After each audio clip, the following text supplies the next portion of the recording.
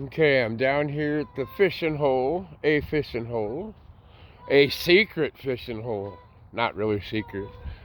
And I wanted to show y'all kind of what the fuck our world's coming to.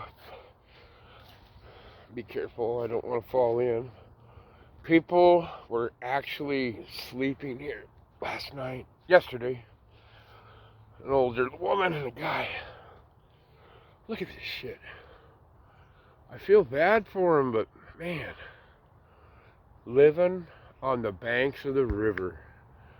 I couldn't believe it. I about shit.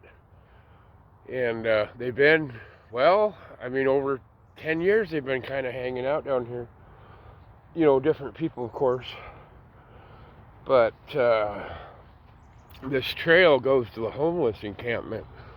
So I kind of quit fishing here for quite a few years because it was always a question of got a cigarette, got a dope, got any booze, got any weed, gotta.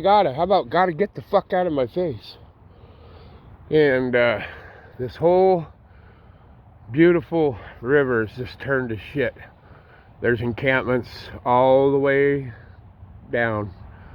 It really kind of makes me feel like the commercial with the Indian that seen the garbage and cried.